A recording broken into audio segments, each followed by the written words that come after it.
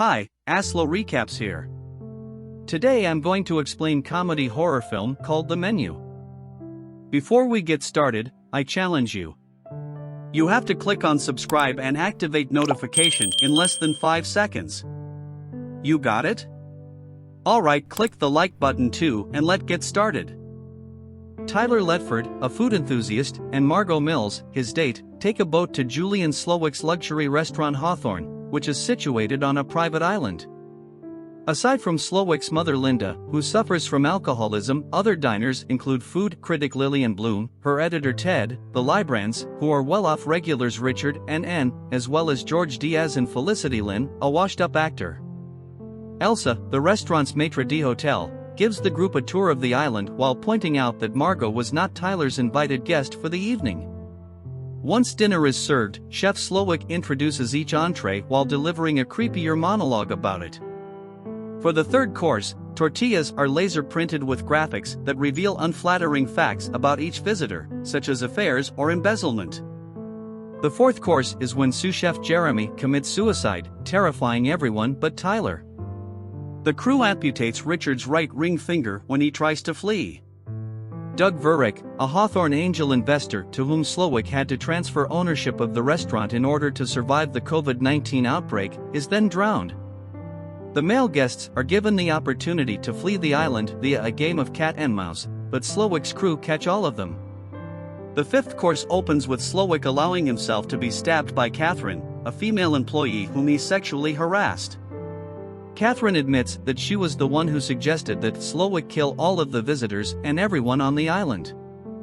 Each visitor was invited, according to Slowik, because they either helped him lose his love for his work or because they profit from the labor of craftspeople and workers like him and his group.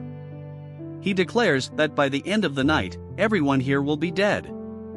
Slowik secretly offers Margot the option of dying with the servants or the guests because her presence was unanticipated. Nevertheless, when she hesitates, he picks the former for her. Margot is revealed to be an escort whose real name is Erin and who has previously worked for Richard. Tyler was given notice of the murderous dinner invitation months in advance, according to Slowik. Although Hawthorne did not offer deceit for groups of one, Tyler was so fervent in his desire to partake in Slowik's craft that he kept it a secret and hired Margot to stand in for his ex-girlfriend for the evening. Tyler accepts Slowik's invitation to cook before the latter humiliates him in front of everyone by disparaging his cuisine.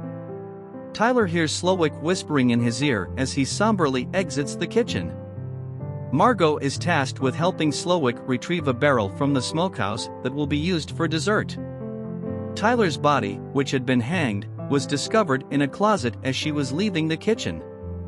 When Margot sneaks into Slowik's home while on her way there, a jealous Elsa attacks her out of concern that Margot will take her place. Margot murders Elsa during a fight.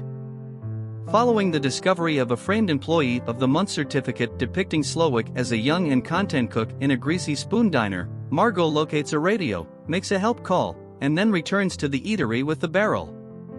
Dale, a member of the Coast Guard, arrives from his boat, but after the guests are certain they have been saved, he admits that he is actually a line chef and departs for the kitchen. Margot berates Slowik's food and loveless cooking while the dessert is being made and laments the fact that she is still hungry. Margot orders a cheeseburger and fries when Slowik asks what she would like to eat.